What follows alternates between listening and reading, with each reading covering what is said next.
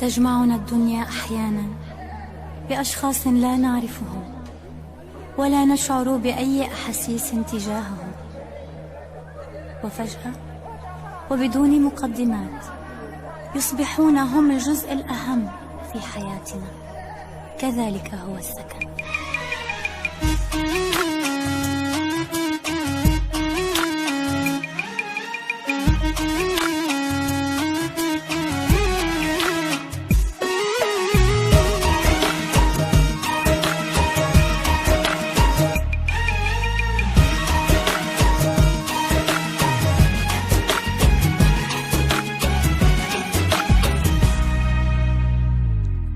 هلا هلا يا الصبايا، هلا هلا يا البنات، فينا من حلو المزايا وللدلع فينا صفات.